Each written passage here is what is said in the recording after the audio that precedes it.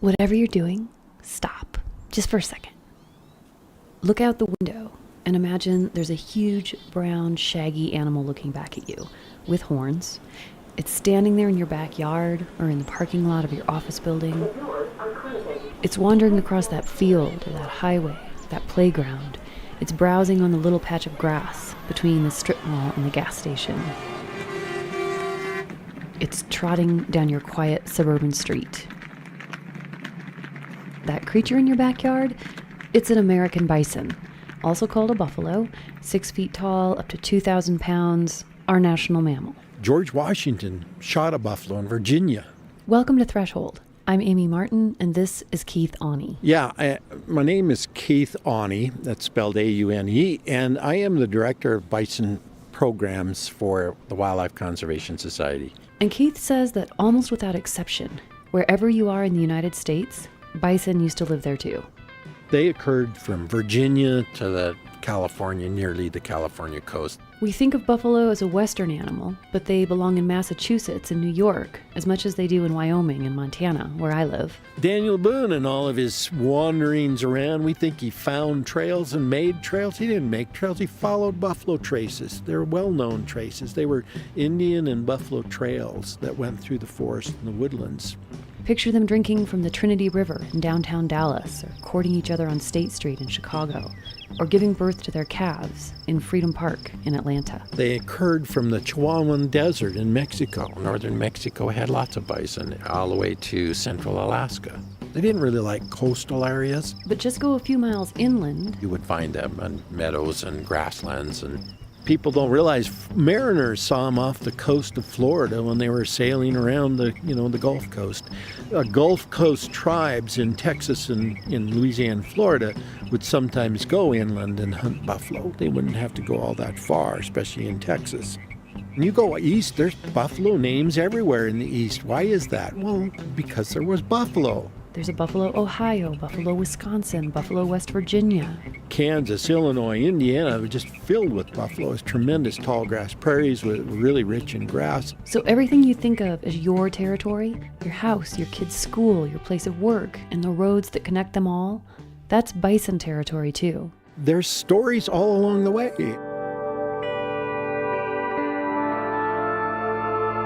Humans first encountered bison around 75,000 years ago on our great migration out of Africa.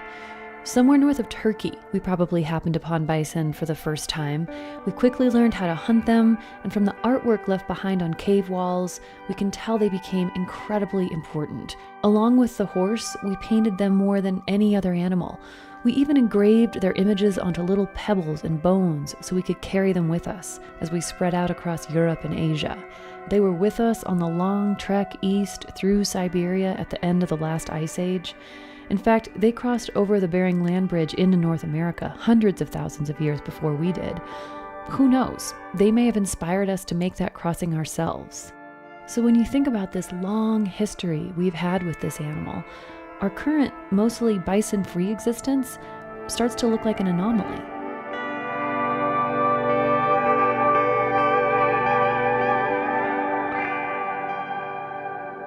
In our last episode, we introduced two numbers: 50 million wild bison before Europeans arrived in North America, 23 wild bison in the United States in 1901. So this time we're going to try to fill the gap in between. How did we go from such abundance to such scarcity in such a short time? Well, like almost everything, it's complicated. You know, the buffalo took care of us in our past. And then in this day and age, they can take care of us in the new way. They've always been like a very spiritual, very important animal. They're not willing to take the hard step, knock that herd down to the proper size. I feel like they're banking on the ignorance of the American population about American Indian people. Maybe they don't even understand agriculture. We came very, very close to losing them. It's almost a miracle we did not. This is the way it's supposed to be. They were here first. Bison were at the very heart of our traditional way of life. This is Jermaine White. For years, we hunted bison, lived in relationship with bison, and they provided for not just our material needs, our shelter, our clothing, our food, but also provided for our spiritual needs as well. Germaine is a member of the Confederated Salish and Kootenai tribes in northwest Montana. She's their information and education specialist. And she's trying to explain some pretty fascinating stuff about the word bison in Salish. First of all, there's just the way it's pronounced. Kwee-kwai. Okay, let me try that. Kwee-kwai. No, that is not it. Can I hear that again? Kwee-kwai. Yeah, I just don't think I can pull that off. So, moving on to the other cool thing about this word, it contains multitudes. The literal translation of it is many little black spots. When they looked out across the landscape, there was such an abundance of black spots forever. So the very word means abundance. Many little blacks, yes, many. So in Salish, the concept of what a bison is includes the idea of a lot. And that makes sense. Bison had outnumbered humans on the planet for millennia. The idea that this could be flipped and that we could ever outnumber them, that would have just seemed crazy to Germaine's family, even just a couple of hundred years ago. Our place on this landscape and our culture has this extraordinary time depth. Germaine says her tribes have been living in this region for around 12,000 years. They created a timeline to try to visualize that history. And they have taken that 12,000 years and wrapped it around a 24-hour clock. And what that shows is that Lewis and Clark arrived at about 11:27 p.m., about a half hour before midnight. So everything from the Declaration of Independence to the last election is just a tiny sliver of Native American history. And now, try to put that history on the bison's timeline. They've been in North America for hundreds of thousands of years. That means the majority of their time on this continent, there were no pesky, two-legged, tool-making hunters to worry about. No humans at all. And this last 240 years that we call American history, that's just a blink of a big brown buffalo eye. The elders never imagined that there would be a time that there were not bison here for us. But the unimaginable was about to become reality. It did not start as an intentional extermination of the bison. This is environmental historian Robert Chester. But it certainly became a far more systematic effort to do just that over time.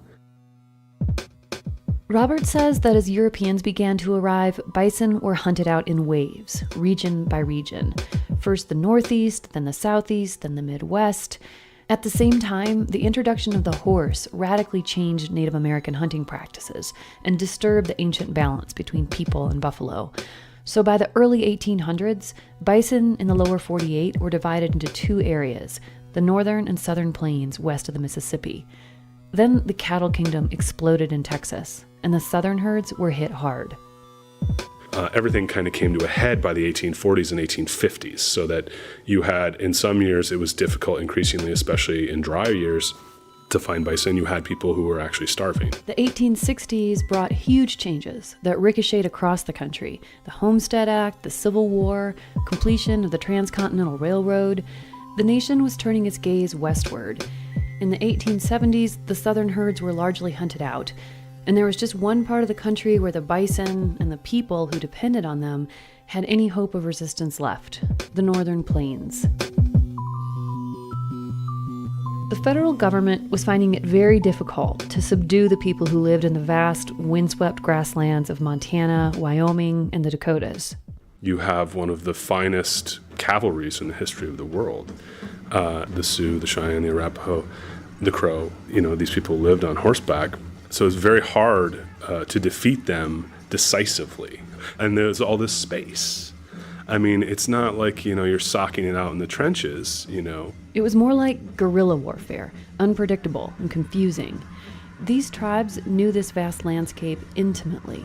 They traveled light, moved fast, and often outwitted the army, despite the fact that the federal government had more and better guns. As long as the bison herds are there, even if it's becoming increasingly untenable to oppose the U.S. military, at least there is that temptation to try. One Army officer was quoted as saying, "Only when the Indian becomes absolutely dependent on us for his every need will we be able to handle him. He's too independent with the buffalo. But if we kill the buffalo, we conquer the Indian." This idea took hold. Maybe the most effective way to break the spirit of resistance in Indian people was to exterminate the bison. It may not be official policy, but everything the United States Army and the federal government is doing seems to suggest that it is official policy, even if they're not coming out and saying that it is. And sometimes they did come out and say it. In his memoirs, General John M. Schofield wrote, "I wanted no other occupation in life than to ward off the savage and kill off his food until there should no longer be an Indian frontier in our beautiful country." And then there's General Tecumseh Sherman, author of the Scorched Earth Strategy in the Civil War. Here's an excerpt from an 1869 issue of the Army-Navy Journal. General Sherman remarked in conversation the other day that the quickest way to compel the Indians to settle down to civilized life was to shoot buffaloes until they became too scarce to support the Redskins. And that's essentially what happened. Some Army leaders started using bison for target practice or set up contests among soldiers to see who could kill the most bison in a day. But these sorts of things were really just the tip of the iceberg, because as new railroads were built through the heart of the remaining bison territory, they brought something neither the animals nor the Native Americans had ever seen before.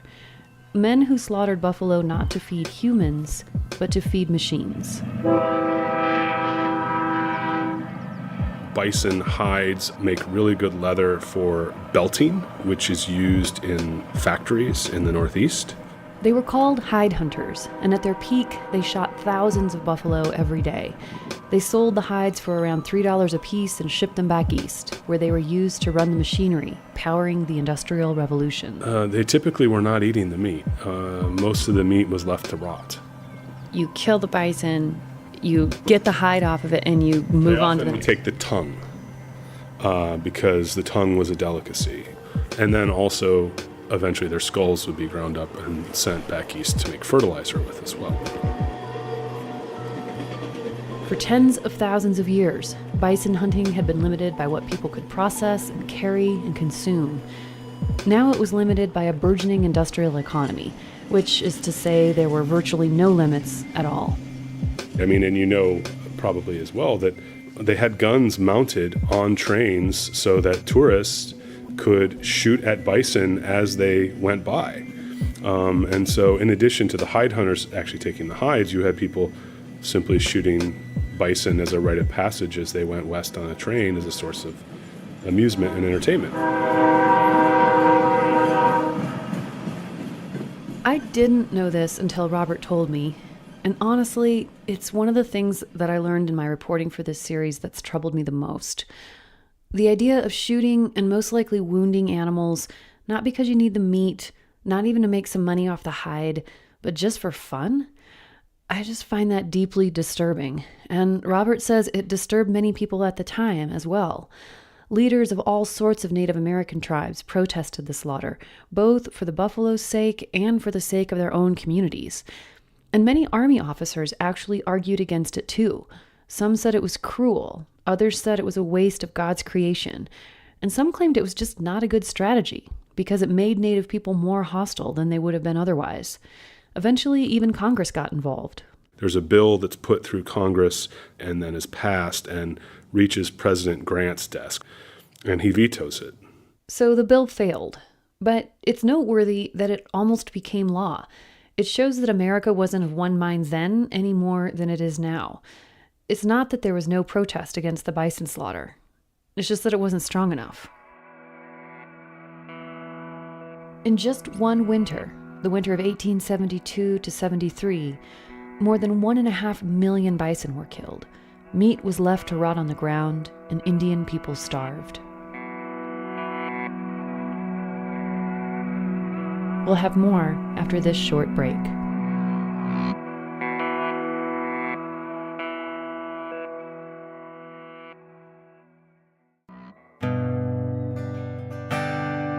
Welcome back to Threshold. I'm Amy Martin, and before the break, we were in the year 1872. And we're going to hone in on that year for just a few minutes because it turns out 2 bison-related American icons were created that year. Can you guess? I'll give you the easiest one first. 1872 is the year Yellowstone National Park was founded, the world's first national park, and ultimately the place where bison were saved from extinction.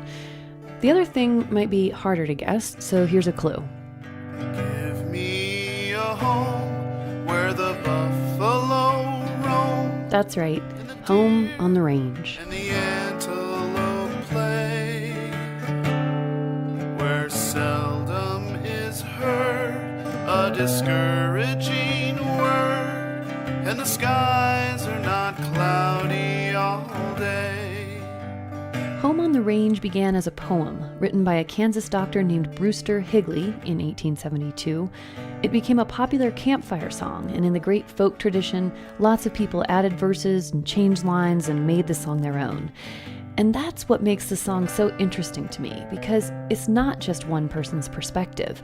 It's a window into the mindset of a whole group of people from the late 19th century.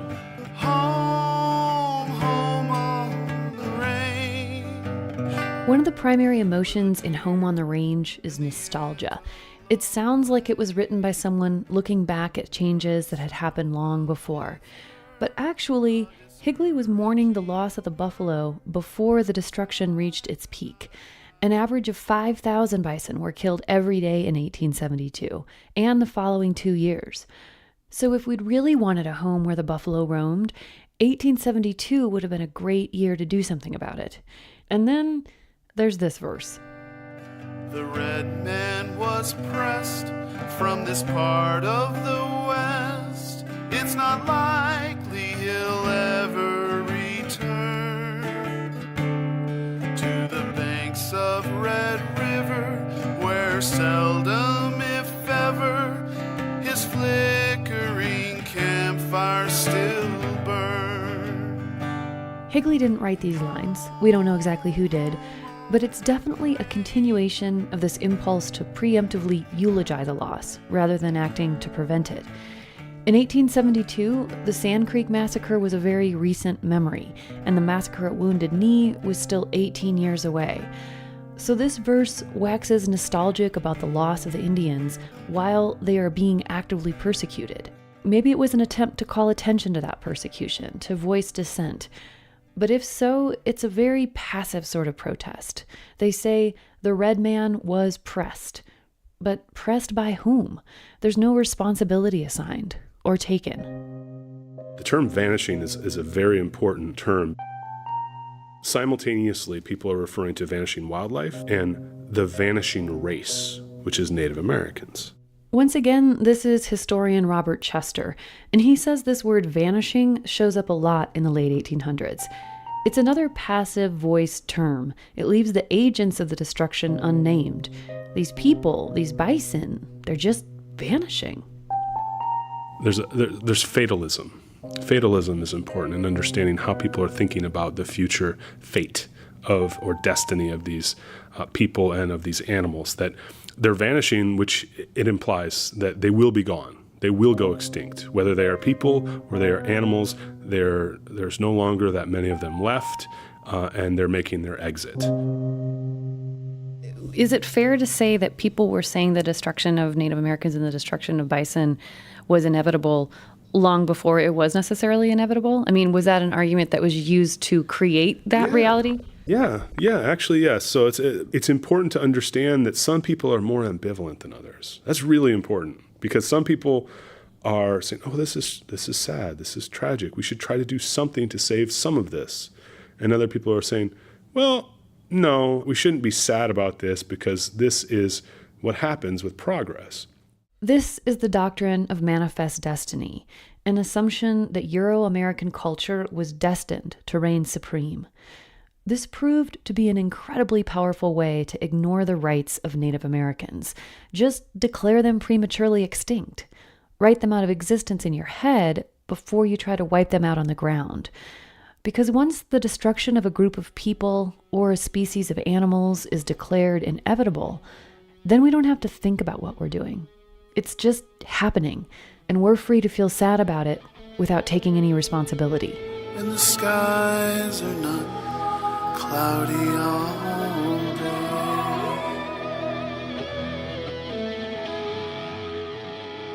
History is full of contradictions. Some Native Americans engaged in the hide trade. Some Army soldiers became protectors of the Yellowstone bison. And we ended up saving the buffalo on land that was basically stolen from tribal people. But when we zoom out and think on the bison's timeline, the essence of the story comes into sharp relief. For more than 500,000 years, bison filled the continent. And then in a couple of hundred years, they were nearly exterminated. From this angle, the bison slaughter doesn't look inevitable. It looks like an aberration, a dramatic departure from the norm. And it didn't happen by accident. It was, at least in part, the result of choices people made. Choices that could have gone another way. Some bison were allowed to live as livestock. They were interbred with cattle and confined behind fences. And some Native Americans were allowed to live if they agreed to give up their cultures and their livelihoods and adopt European American ways. You do have this very disturbing and eerie parallel going on in terms of the herding up of Indians and the herding up of bison. Chief Plenty-Coup of the Crow said, "When the buffalo went away, the hearts of my people fell to the ground, and they could not lift them up again. After this, nothing happened. There was little singing anywhere." It wasn't just the bison population that dropped dramatically in the 19th century. The number of indigenous people in the country plummeted too. In his book, Blood's Struggle, Charles Wilkinson says that at the turn of the century, there were only about 250,000 Native people in the United States, a 95% reduction in their numbers. Disease was the number one killer, but it was a many-pronged assault of war, displacement, starvation, and other factors. And as it was happening, many Americans told themselves this story of manifest destiny, this belief that the annihilation of Native Americans was certain, and that their only path forward was to surrender everything that made them strong.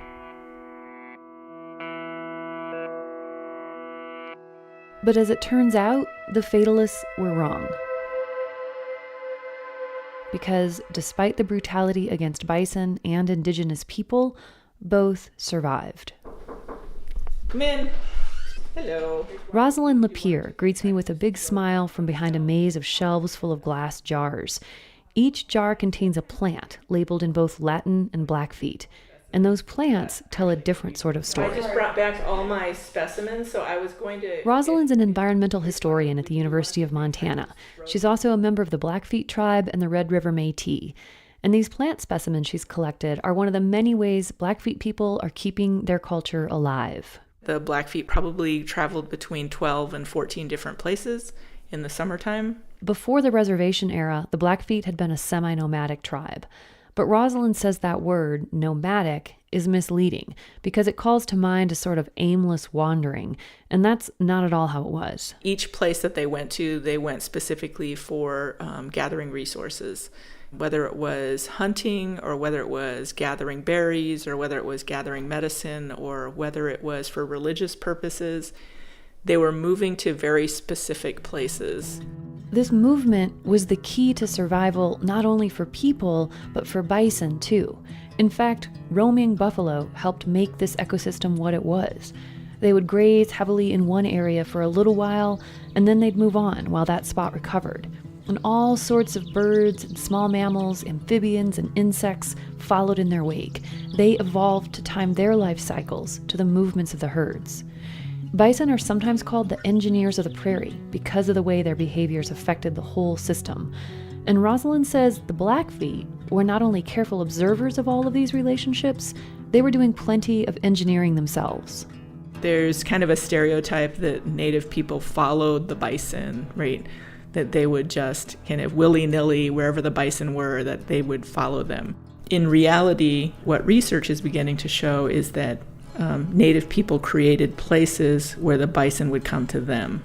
One of the ways they did this was through fire. So, for example, bison don't like fire or the smell of smoke. So if you're burning something over here, then the bison are going to be moving away from that. So that's kind of a push method. And they used fire to pull bison into certain areas as well. So if you fire an area the next year, the grass is going to be greener. So the bison will come back because they want to eat the grass. This is partly why reservation life was so disruptive. The Blackfeet didn't think of home as one particular dot on a map. It was a region, a set of places, and survival depended on movement between them. And it worked for the people, the animals, and the plants for millennia. But the European Americans arrived and declared it all backward and wrong. They ignored Indian expertise and pushed them to become farmers. Many white homesteaders would soon find out just how hard it was to raise crops and cattle on this harsh, dry land. But that didn't seem to shake anyone's convictions. Farming and ranching were considered morally superior to Native people's practices, no matter what the conditions on the ground suggested. The elders' lament is that our children are like buffalo born behind a fence. They don't know the extent of our Aboriginal territory. Many of them don't know the great time depth of our relationship with this place. Again, this is Jermaine White from the Confederated Salish and Kootenai tribes. I just think it was an extraordinary collision, a collision of cultures. Jermaine says her community is still deeply affected by this collision, but she also says they're not daunted. You know, these changes that happened within the last couple of hundred years, you know, what is that in terms of 12,000 years? You know, that's like the last half hour in a day, in a 24-hour day. There are more than 5 million American Indians and Alaska Natives in the United States, and many of them are working to bring back bison. Restoring our relationship with bison is restoring a primary relationship. They're a Pleistocene animal. They are our climate change adaptation strategy. I noticed that Jermaine doesn't use words like vanishing or inevitable when she talks about her community or the bison. She talks about strength. They've been through it all, and they continue to evolve, and they continue to adapt, and they continue to expand. Their resilience is extraordinary. So our relationship with them, I think, is parallel in many ways. And now those parallel tracks are beginning to come together.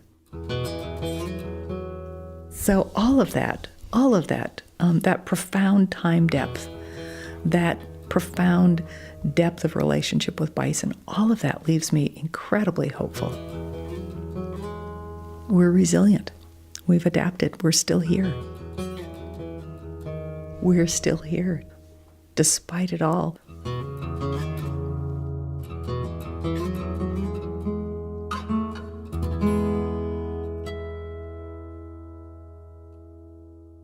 There's so much more to this story.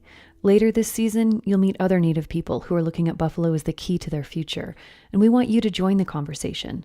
Find us on Facebook or visit thresholdpodcast.org. This episode was sponsored by Be Naturally Curious and by Montana Public Radio, and also by listeners like you. Threshold is produced by me, Amy Martin, with help from Nick Mott, Zoe Rome, Jackson Barnett, Nora Sachs, and Josh Burnham. Special thanks to Michael Wright, Ross Taylor, and Michael Connor. Music recorded at the Kyayo Powwow is used with permission of the powwow organizers. All of the rest of the music was by Travis Yost.